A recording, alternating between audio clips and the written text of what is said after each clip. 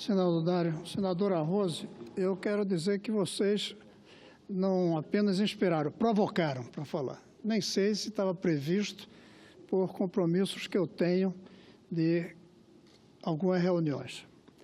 Mas era impossível sair daqui sem dizer algumas palavras, dando continuidade ao que o senhor falou e ao que a senadora Rose falou.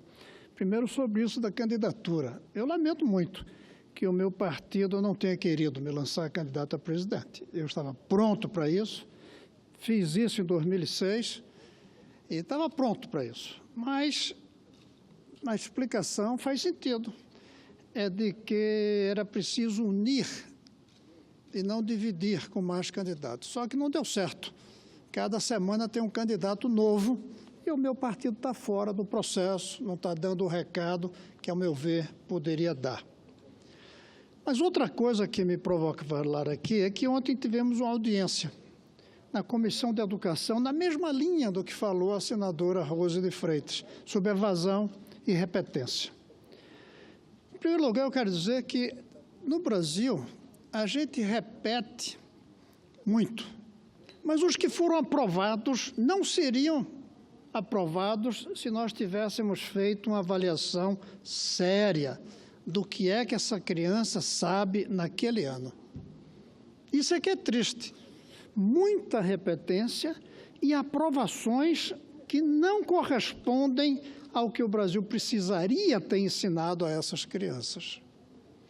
Se fizéssemos provas como o Enem, ou seja, uma só no Brasil inteiro, a repetência, a meu ver, seria de mais de 50%. Vou repetir, 50% eu creio não seriam aprovados se fosse uma prova nacional para a primeira série, segunda série, terceira série, quarta série. Mas cada um faz a sua prova e, na verdade, há uma tolerância pela aprovação mesmo de quem não está sabendo o que deveria saber.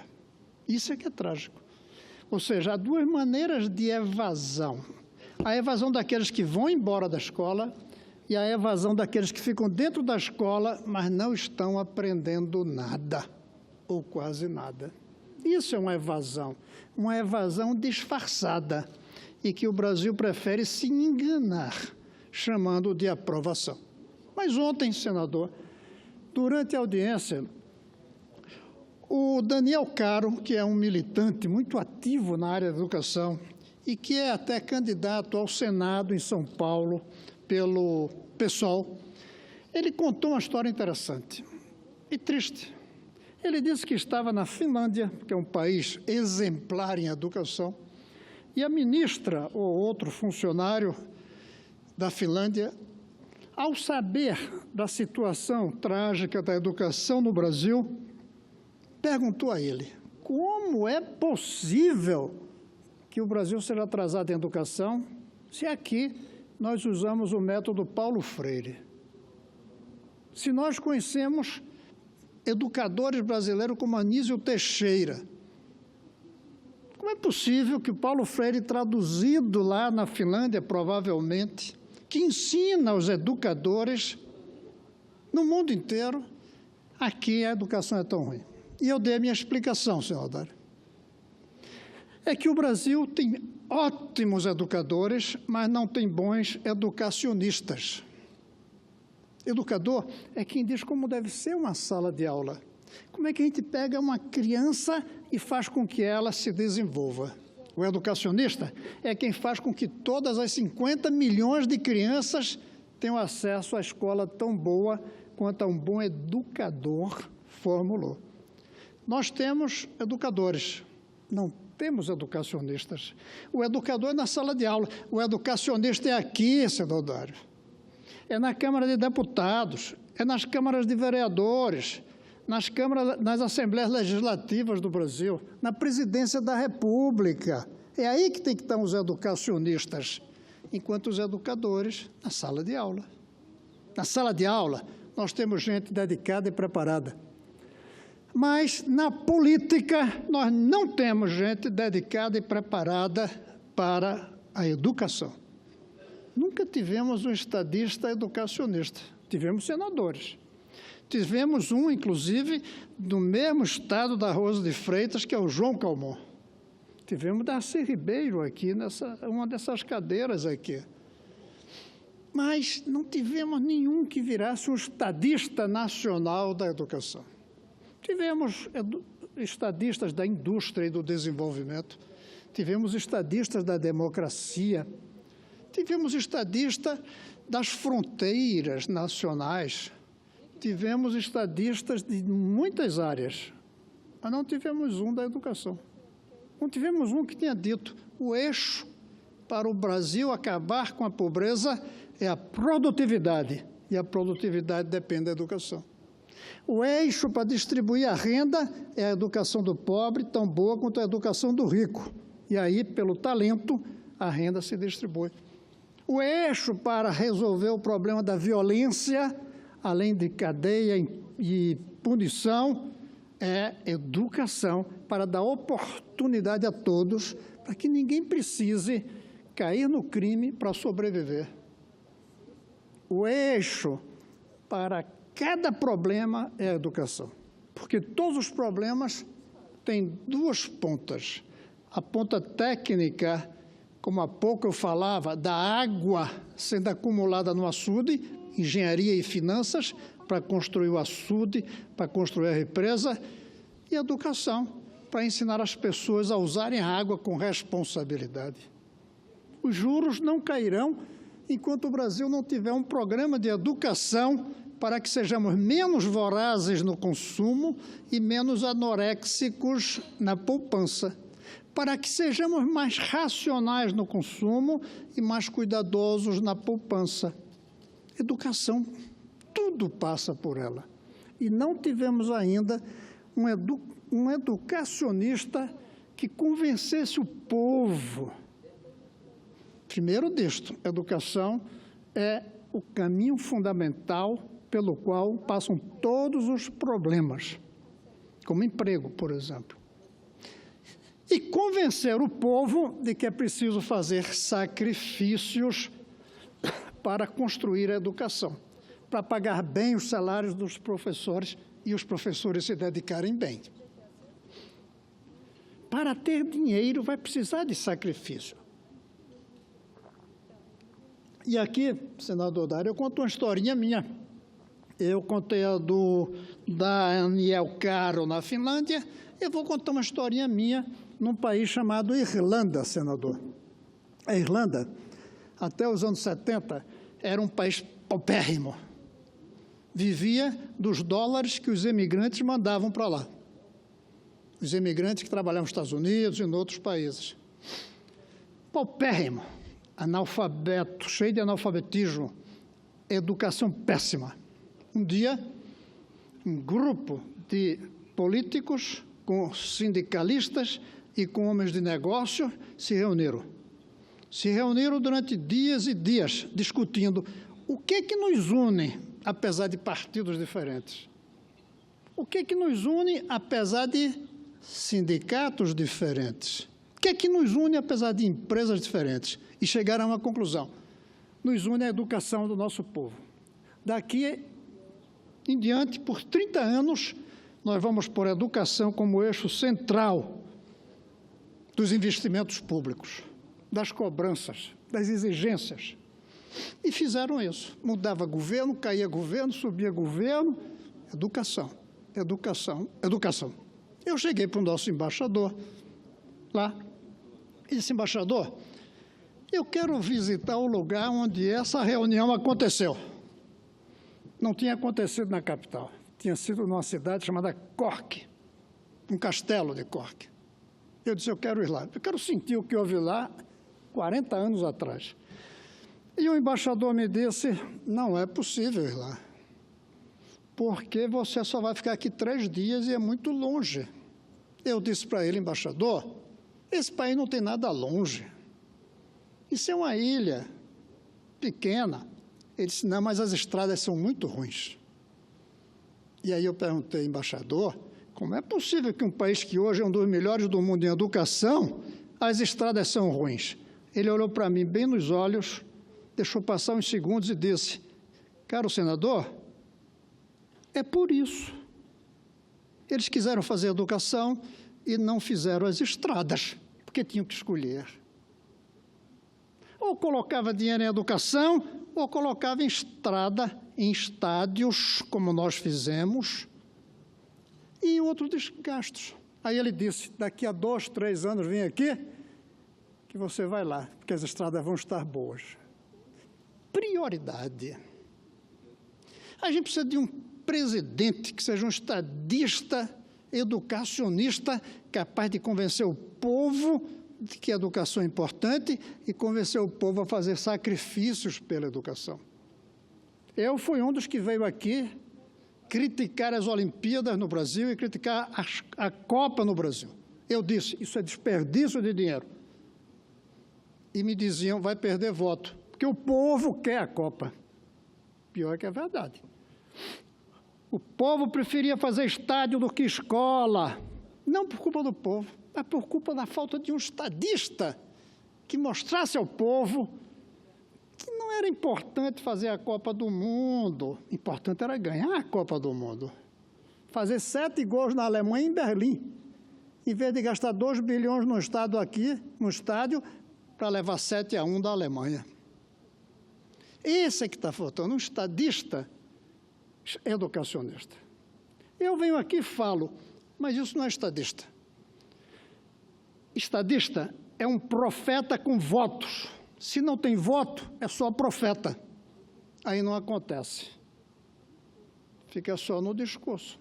Está precisando de um estadista, educacionista, que põe a educação na frente, convencendo o povo de que esse é o caminho e de que vale a pena fazer os sacrifícios necessários. E para isso, e eu concluo, senador, a gente precisa criar um pacto educacionista. Todos estão discutindo, falando, comentando que não tem um presidente desses candidatos, não tem um candidato que assuma o papel da educação. Tem um que diz que vai resolver a violência construindo cadeia. Ele vai terminar preso, porque vai todo mundo um a um. Tinha que educar para que não precise de cadeia no futuro.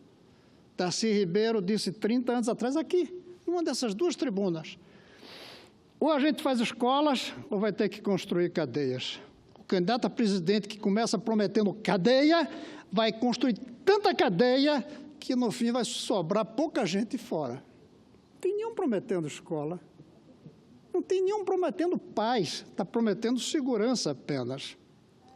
Nós precisamos não apenas que os candidatos comecem a falar em educação. A gente precisa de algo mais. E se isso fosse possível, o meu partido teria até razão em me negar, como me negou, ser candidato a presidente. Se a gente construísse um pacto de todos os candidatos. Se a gente construísse um pacto pela educação e que todos os candidatos assinassem, e qualquer que vencesse, faria isso. Esse pacto, senador, precisa de poucos capítulos. O primeiro é definir metas. Metas ambiciosas no objetivo, mas responsável no prazo. Tem que ser uma meta que diga em 30 anos, não vai ser antes. O Brasil vai estar entre os 5 melhores do mundo em educação. Se disser que vai estar em 5 melhores do mundo em educação nos próximos 5 anos, é demagogo, é mentiroso, não vote nele. Mas pode ser em 30 anos vai estar. Só que eu defendo que 30 anos para o Brasil inteiro, mas 2 anos para uma cidade, para 2 cidades, para 100 cidades, para 200 cidades. Depois faz outras 200. Depois faz outras 200. Depois faz outras 200. Até chegar às 5.564 que nós temos. Metas, mas metas ambiciosas. Segundo, é assumir que o governo federal terá de adotar as escolas nas cidades que não têm condições de pagar um bom salário a um professor, que não tem condições nem mesmo de conseguir um bom professor na sua cidade. Tem que trazer de fora, como são os funcionários do Banco do Brasil, da Caixa Econômica, do Ministério Público, da Justiça, vão de fora. Então, a adoção das cidades pelo governo federal, num ritmo de acordo com a disponibilidade de recursos. Não estou propondo demagogia, de gastar mais do que se tem, de fazer precipitadamente. Eu não defendo nem mesmo tirar empréstimo porque aumentará a dívida, aumentará juros, trará inflação. O ritmo a gente define conforme os recursos que tem, mas com a meta. Primeira meta ambiciosa de chegar a ser um dos países com melhor educação do mundo. E que o filho do mais pobre estudará numa escola tão boa quanto o filho do mais rico. E aí eu conto outra historinha, que não aconteceu comigo, mas eu participei e testei. Eu li uma entrevista um dia do jogador Raí, em que a jornalista, uma mulher, perguntava a ele o que mais o tinha impressionado quando ele jogou no Paris Saint-Germain. Senhor Dário, eu, quando li, fiquei surpreso. O Raí disse: o que mais me surpreendeu é que os filhos da minha empregada iam na mesma escola que os meus filhos. E ele disse isso com orgulho, com satisfação, como uma coisa positiva que ele tinha visto na França. Eu fiquei tão impressionado com isso que descobri o telefone e liguei para o Raí, que eu não conhecia, nem conheço pessoalmente, mas liguei e perguntei. Eu li isso aqui num blog. Isso é verdade? Ele disse: é verdade. Eu não sei se me chamou de governador, de senador. É verdade. Se é verdade na França, por que não pode ser aqui? Não pode ser por milagre aqui ficar. A França levou 100 anos. Foi um ministro chamado Ferry, no século XIX ainda, que começou isso. Levou 100 anos. Aqui a gente pode fazer em 20 ou 30. Mas precisa de um pacto nacional. Essas escolas que o governo federal implantaria nas cidades que não têm condições de garantir salários aos professores, mas tem salários altos, tem que ser altos, muito altos. Por que só ganha salário alto quem trabalha em certos órgãos públicos e não nas escolas? Agora, não pode ser também simplesmente aumentar salário. Tem que ser numa carreira nova, em que se exija compromisso de dar aula. Se exija compromisso de não parar de dar aula. Se exija a cada 5 anos, 3 anos, uma avaliação para ver se está produzindo conforme o salário que recebe. E em escolas bonitas, confortáveis, agradáveis, em horário integral. E com os mais modernos equipamentos. Um desses dias me perguntaram o que é uma boa escola. É tão simples dizer o que é uma boa escola, eu achei. Na hora, pensei. Uma boa escola é aquela em que as crianças entram e ficam lá dentro com gosto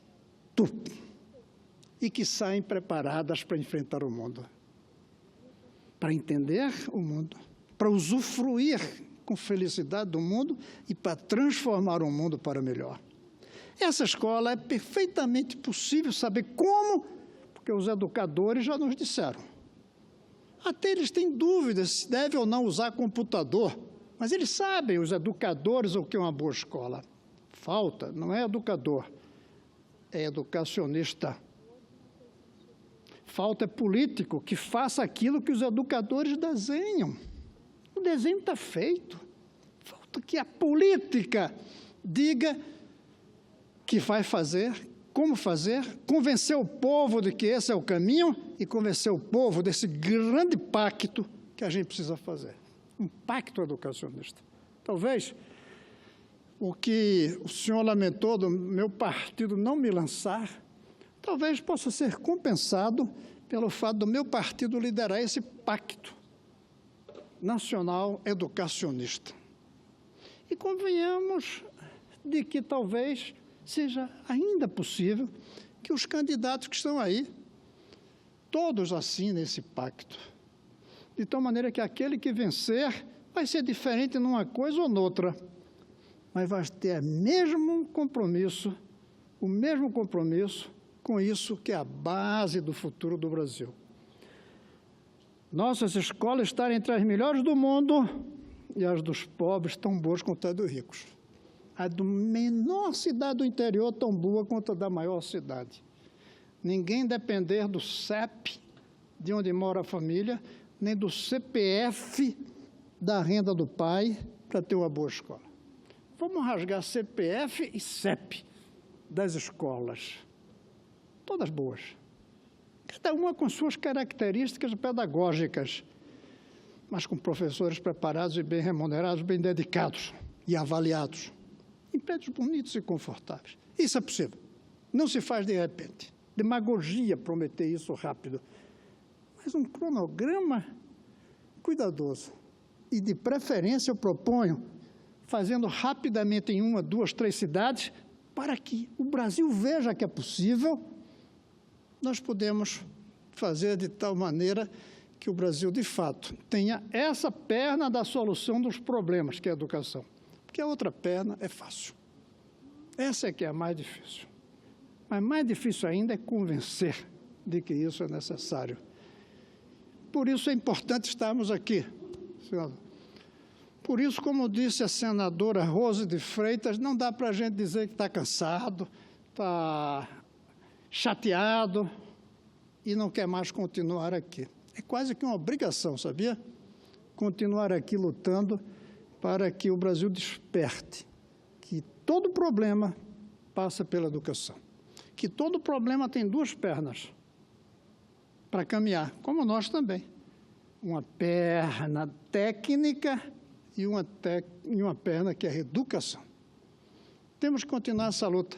E fico feliz que a senadora Rose tenha vindo falar disso. E lamento que o Brasil está tão ruim em matéria de educação que, para falar em educação, ela pediu desculpas. Porque ela sabe que esse não é o tema preferido. O tema preferido é da violência. E as pessoas não percebem que por trás da violência está a falta de educação. Não percebem que o problema corrupção, que é cometida por doutores instruídos, mas por trás está a educação de todos nós no Brasil.